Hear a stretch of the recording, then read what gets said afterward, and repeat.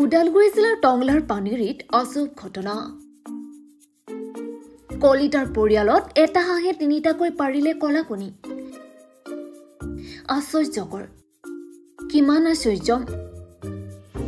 ওদালগুৰি টংলাৰ পানেৰী ৰাইজৰ মাজত কৌতুহল। এটা হাঁহৰ কণীয়ে ৰাইজৰ মাজত সৃষ্টি কৰিছে এই কৌতুহলৰ। সাধাৰণতে কণী বগা বুলি আমি সকলোৱে জানো। শুনিবলৈ আচৰিত যদিও কিন্তু আজি আমি আপোনাক দেখুৱাম কলা কণী। আপুনি ঘৰত অথবা দোকানত বগা কণী দেখিছে। এতিয়া এটা হাঁহৰ কলা কণীক লৈ কৌতুহল পানেৰীৰ অঞ্চলজুৰি। পানেৰীত এটা কণী কোনো শিল্পীৰ হাতৰ পৰশত প্ৰাণ পাই উঠা শিল্পকৰ্ম নহয়। এয়া নহয় চীনে পঠোৱা কোনো প্লাষ্টিকৰ কণী অথবা ব্ৰইলাৰ কণী। শুনিবলৈ আচৰিত লাগিলেও সপোন লগা এটা দৃশ্য। কিন্তু এয়া সপোন নহয় অথবা মনে সজা কাহিনীও নহয়। এটা কলা কণীক লৈ কৌতুহল লাগিছে পানেৰী অঞ্চলটোত। পানেৰীৰ হেমন্ত কলিতা আৰু সিতুমণি কলিতাৰ বাসগৃহত এটা পাতি হাঁহে পাৰিছে কলা কণী। এটা দুটা নহয়, তিনিটাকৈ কলা কণী পাৰিছে হাঁহজনীয়ে। কেইবাদিনো ধৰি কলা কণী চাবলৈ ঘৰখনলৈ ঢাপলি মেলিছে বহু লোকে। ওদালগুৰি জিলাৰ টংলাৰ পানেৰী ঘটনা এয়া। পানেৰীৰ হিতেশ কলিতা আৰু সিতুমণি কলিতা ঘৰত হাঁহে পাৰিছে তিনিটাকৈ কলা কণী। কোনোদিনে নোহোৱা নোপোজা ঘটনা উৎকণ্ঠিত অঞ্চলটোৰ ৰাইজ। কোনোদিনে নেদেখা দৃশ্য দেখি সৰি সোঁৱৰিছে ৰাইজে। এতিয়া এয়া এক আশ্চৰ্যজনক ঘটনা বুলিয়ে ৰাইজৰ বিশ্বাস। আগতে মই মোৰ কুকুৰাৰ ফাৰ্ম খুলিছিলোঁ, মানে 100টা উঠাইছিলোঁ আৰু 50টা মোৰ ল'ৰা আৰু ময়ে।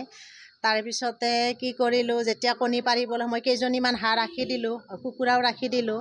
তাৰে ভিতৰত 4টা মানে মাইকী হাঁহ আছে, বাকী এটা মতা ৰাখিলোঁ।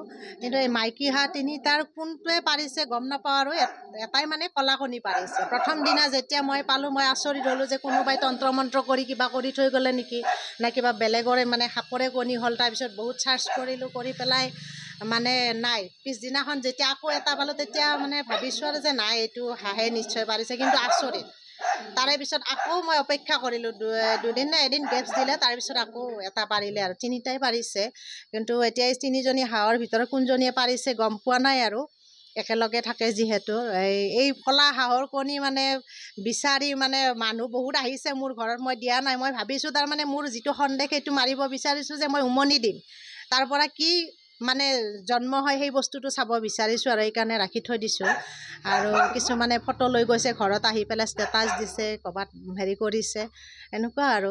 আমি আচৰিত, সাধাৰণতে গাখীৰ আৰু কণী বগাই, আমি বগা বস্তু লিখিব দিলে সৰুৰে পৰা পাইছোঁ যে বগা বস্তু কি মানে তেতিয়া আমি গাখীৰ কণী এইবিলাকে লিখোঁ। কিন্তু যেতিয়া কণীয়ে কলা হৈছে, ভাবিছোঁ মানে কলিৰ যুগটো, আৰু কিছুমান নাভূত নাচভূত এনেকুৱা কিবা হ'ব পাৰে, আৰু ইমান চিন্তিতও হোৱা নাই। যি হয় হ'ব আৰু এই বুলি ভাবিছোঁ। আৰু কি আছে, ইটো আহে সিটো আহে, লাগে বিচাৰে কণীটো আমাক দিয়ক, আমাৰ কামত আহিব, কিবা ঔষধত লাগে। মই নিদিওঁ, এইকেইটা মোৰ হাজবেণ্ডে মানে পোৱালি জগাব দিছে, মানে হেৰি কৰিম আৰু পোৱালি জগাই চাম আৰু কেনেকুৱা কি হয়। আৰু হঠাতে মোৰ ভণ্টিৰ ঘৰত আহি পেলাই নোহোৱা নোপোজা মানে বস্তু এটা দেখা পালোঁ। সেইটো হৈছে যে কি, কণী। সচৰাচৰ হাঁহে কণী পাৰে বগা, কিন্তু আহি দেখিলোঁ যে কণীটো কলা। এতিয়া জীৱনত যেন সেইটোকা ঘটনা দেখাই নাই। কলা হাঁহৰ কণী বহুত আগৰ পৰা, এতিয়া আমি বুঢ়ীয়ে হ'লোঁ, কণী দেখাই নাই কলা কণী, আজিয়ে প্ৰথম দেখিছোঁ।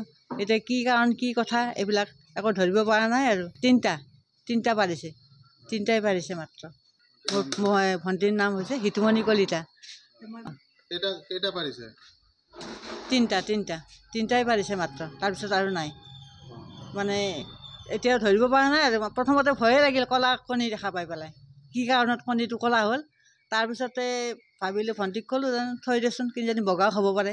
তাৰপিছত নাই, আজিলৈকে সেই কলাতে কণী 3টা পাৰি আৰু শেষ, আৰু নাই। আজি 15-20 দিন হৈ গ'ল। কণী দেখা পাই মানুহবিলাকে পূৰা মানে কি হৈছে ফটো বিচাৰি আছে, কলা কণী লাগে, কি আচৰিত কৰা, চাওঁ চবেই মানে হাহাকাৰ কৰি আছে আৰু কণীটো। কলা কণী চাব আহি আছে চবেই, মোক দিয়া, এইটো কয় মোক দিয়া কলা কণীটো, এইটো কয় মোক দিয়া, এনেকুৱা কৰি আছে, হাহাকাৰ কৰি আছে।